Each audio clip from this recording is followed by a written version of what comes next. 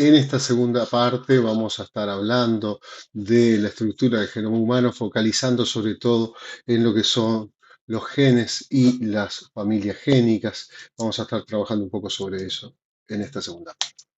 En primer lugar, podemos entonces focalizar en lo que es la estructura del genoma humano. Recordamos que está formado no solo por el genoma nuclear, sino por el genoma mitocondrial. Y ustedes pueden ver acá, a partir de la lectura completa del genoma humano, si esto se imprime, esto da lugar a una enorme cantidad de libros que corresponden a toda esta biblioteca que fue realizada en la Universidad de Leicester. Pero vamos a ver un poquito más en detalle cómo es esta estructura del genoma. Y vamos a arrancar por el más chiquito, que es el genoma mitocondrial. Es un genoma compacto de 16,6 kilobases, una única molécula circular, 97% de esta molécula es codificante y tiene transcripción policistrónica, o sea que es algo muy parecido a lo que sucede en las bacterias, pero codifica para dos genes ribosomales. eh, una serie de genes que codifican para distintas proteínas y ARN de transferencia. Esto quiere decir que la mitocondria como organelo contiene su propia maquinaria de síntesis proteica a partir de esos ribosomas y esos ARN de transferencia y contiene una serie de subunidades de la cadena de fosforilación oxidativa, genes para codificar algunas de estas subunidades, pero buena parte de los otros genes que constituyen lo que es la estructura de la mitocondria como organelo han pasado a ser codificados en el genoma nuclear. Esta característica de la organización del genoma de las mitocondrias es una de las que ha llevado a entender y a comprender que las mitocondrias en su origen son endosimbiontes a partir de organismos bacterianos que entraron dentro del genoma de los eucariotas. Pero vamos a hablar ahora un poquito más en detalle de lo que es el genoma nuclear y vamos a centrarnos en esto en particular. El genoma nuclear humano está constituido por 3,1 gigabases totales, separadas en 24 cromosomas diferentes, 24 moléculas de ADN diferentes, cada una de ellas constituye un cromosoma, que podemos dividir en 22 pares de autosomas y dos cromosomas sexuales que podemos identificar como el cromosoma X y el cromosoma Y. Cada uno de estos cromosomas contiene una enorme cantidad de genes, pero solo el 2% de esto es codificante y alrededor del 50% de este genoma es repetido. Hay alrededor de 20.000 genes codificantes para proteínas, transcripción independiente.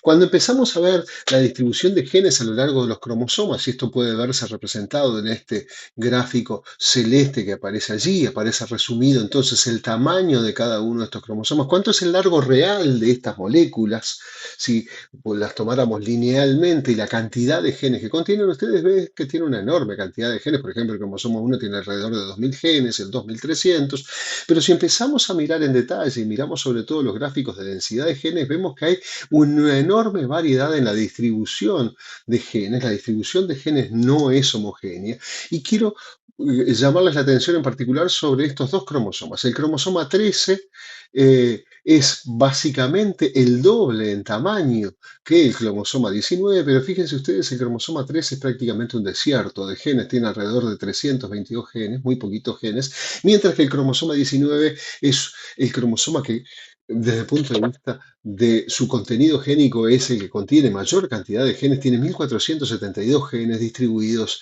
en apenas 58 millones de pares base.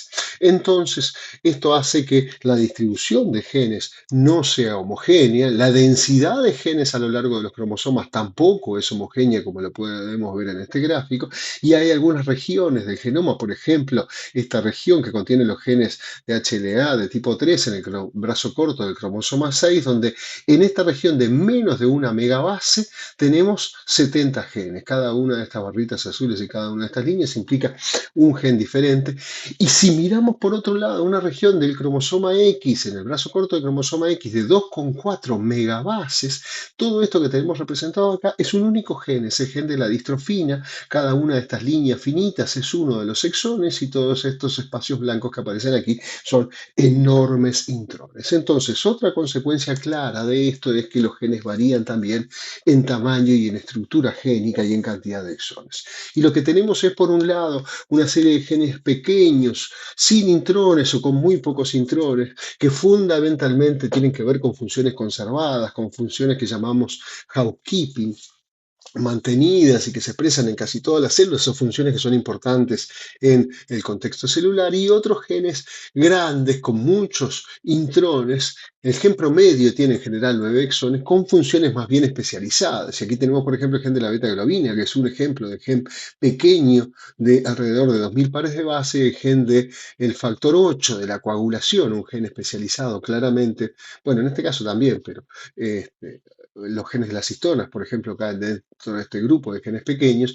Este gen especializado, decíamos, de 200.000 pares de base, que tiene 26 exones. Entonces, otra característica interesante es cuando entramos a mirar los exones y los intrones, vemos algunas cuestiones que pueden sacarse como conclusión. Cuando comparamos los exones, el tamaño de los exones de la especie humana, graficada acá en verde, de los nematos, de los gusanos y de la mosca, por ejemplo, vemos que en general los distintos organismos tienen exones con un tamaño relativamente uniforme de alrededor de 150 a 200 pares de base.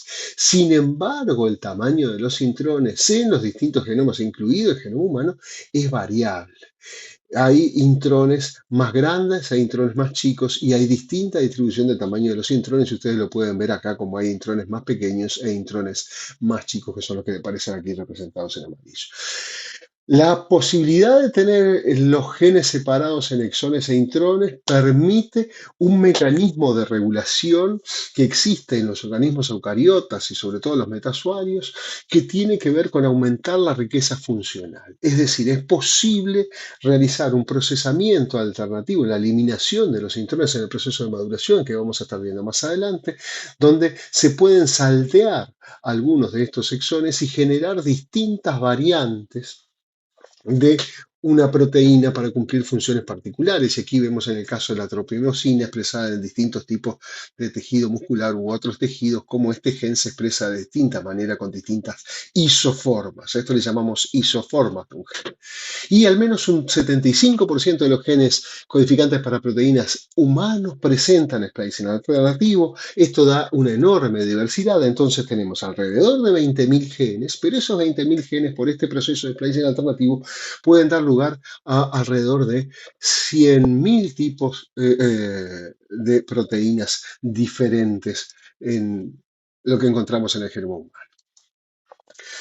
Tenemos también lo que llamamos familias génicas. ¿Qué son las familias génicas? Son genes codificantes para productos idénticos o muy similares que se encuentran agrupados generalmente en clústeres, o que también pueden estar dispersos. Lo que sucede normalmente es que tendríamos tradicionalmente a lo largo de la historia un gen que sufrió una duplicación, y estos genes que ahora están duplicados uno al lado del otro pueden tener distintas presiones selectivas a lo largo de la evolución, y puede haber presiones selectivas para que se mantengan ambos genes y ambos genes cumplan una función similar, o presiones selectivas que hagan que una de las copias de esta se degrade y se transforme en un pseudogen, algo que vamos a ver más adelante, o que una copia adquiera una nueva función. Y vamos a ver algunos ejemplos de estos. Algunas familias génicas conservadas en tándem que codifican para productos repetidos idénticos.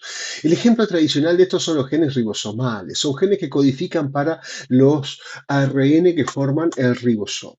Y estos se transcriben en una única unidad transcripcional que está repetida unas 50 veces en el genoma y que tiene un largo de unos 13 kilobases. Y esta unidad transcripcional se encuentra ubicada en 5 clústeres en los cromosomas 13, 14, 15, 21 y 22. Y el RN5S está codificado en otra unidad en el cromosoma 1. Esta unidad transcripcional es una unidad compleja que se transcribe como un único transcripto primario y es luego procesado para dar lugar a los distintos ARN, el 18S, el 5,8S y el 28S. Y como decíamos, el ADN, el ARN ribosomal 5S aparece en el cromosoma 1. Estas unidades transcripcionales entonces están repetidas muchas veces una detrás de otra con una región intergénica conocida de unos 27 kilobases y después se repite nuevamente esta misma unidad varias veces en estos 5 cromosomas. Otro ejemplo característico de familias génicas conservadas en tándem es el gen de las histonas. Y aquí ustedes pueden ver clústeres de genes de histonas donde aparece la histona H3, H2A, H1, H4, todas juntas una detrás de otra. Y esta unidad repetida se repite varias veces. Y en el genoma humano tenemos 11 clústeres que contienen los 60 genes de histonas, dos clústeres mayores que están ubicados en el cromosoma 6 y clústeres menores en otros cromosomas que incluyen solo alguno de los subtipos. Esto es relevante, entre otras cosas, para poder producir en gran cantidad un producto en un determinado momento, expresado y regulado de una misma manera coordinada. Y esto, por ejemplo, en el caso de las histonas, que son además genes que, por ejemplo, no tienen intrones, permite transcribir y generar gran cantidad de producto proteico en un momento importante como puede ser la replicación celular. Otros ejemplos que tenemos que ver de familias génicas son genes que codifican para productos con alta homología que están también agrupados en clúster. El ejemplo típico que tenemos aquí es los genes de las globinas que se encuentran agrupados en dos clústeres, en el cromosoma 16 y en el cromosoma 11. Y ustedes allí ven epsilon, alfa, gamma, delta globinas, beta globinas, las distintas globinas que ocurren y que se van expresando a distinto momento a lo largo del desarrollo. Entonces tenemos algunas moléculas de globinas que se expresan tempranamente en el desarrollo, algunos genes de globinas como los epsilon globinas eh, eh, y la gamma globinas, que son las que se expresan en las etapas fetales, y estos genes tienen que ver con el transporte de oxígeno y tienen distintas propiedades, puesto que estos que se expresan tempranamente en la etapa embrionaria tienen una mayor capacidad de mayor afinidad por el oxígeno y eso permite extraer el oxígeno de la sangre materna y aquellas que aparecen luego en el estadio adulto tienen una mayor capacidad de ceder el oxígeno y son importantes entonces para distribuir este producto necesario en los distintos tipos celulares. Entonces esto muestra cómo distintos genes organizados en grupos han logrado un patrón de expresión a lo largo del desarrollo que es funcional a las necesidades del organismo. Eh, Otro elemento del cual podemos estar hablando son los pseudogenes. Los pseudogenes y fragmentos de genes que aparecen frecuentemente en los clústeres génicos y tienen que ver con copias defectuosas no funcionales de los genes. Por ejemplo, en el clúster de las alfa-globinas tenemos tres pseudogenes. Al lado de los genes alfa-1 y alfa-2 tenemos pseudogenes y tenemos también pseudogenes en el clúster de la beta-globinas. ¿Qué son estos pseudogenes? Bueno, son copias de estos genes, copias no procesadas muchas veces o pseudogenes procesados o fragmentos de genes truncados que tienen mutaciones. Ven ustedes acá el gen de la alfa 2 que estamos mirando acá y este pseudogen que aparece aquí es una copia casi idéntica del gen de la alfa 2 pero tiene cambios, por ejemplo, cambios en el sitio de inicio de la traducción, una deleción en la región promotora, cambios en las regiones que tienen que ver con la maduración. Eso hace que esta copia entonces no sea funcional. Entonces es una copia del gen que fue acumulando una serie de cambios a lo largo de la evolución y pasó a ser lo que llamamos un pseudogen, es un gen que ya no funciona más. Dentro de los genes decíamos, bueno, tenemos genes para ácidos nucleicos y también genes para otros productos, para ARN funcionales. Ya hablamos de los ARN ribosomales y del clúster de ARN ribosomales. También hay un montón de genes conocidos para la producción de ARN de transferencia, esenciales en el proceso de la traducción, pero también hay otros genes que tienen que ver con el proceso de la maduración, con el proceso de splicing y genes que tienen que ver con la regulación, particularmente los microRNA y los que ahora conocemos como ARN no codificantes largos, que participan en distintas partes del proceso de regulación de la expresión génica y que también están codificados en el genoma. No vamos a entrar en más detalle con esto, pero sí me interesa tener presente que si analizamos el panorama general del genoma humano, y aquí estamos mirando una región de 50 kilobases entonces del cromosoma 12, vemos que aquí tenemos una serie de genes, 3, 4 genes, y Intercalados entre estos genes tenemos regiones de secuencia única que aquí aparecen en gris, ¿está bien? Intercaladas entre los genes, pero también intercalados entre los genes tenemos distintos tipos de elementos repetidos, que aquí aparecen marcados con distintos colores, y que a su vez también están dentro de estos genes. Si miramos esto en más detalle, por ejemplo, dentro de este gen, vemos que entre los exones que están marcados con este color turquesa, entre este, por ejemplo, exón 2 y este exón 3, hay una serie de elementos repetidos característicos, como pueden ser estos que aparecen marcados de acá amarillo, identificados como cine, que están incluidos dentro de el intrón que separa dos de los exones de este gen. Entonces, muchas secuencias repetidas están intercaladas dentro de estos genes y ahora en la próxima parte vamos a analizar y hablar un poquito más de estas secuencias repetidas y cuál es su función.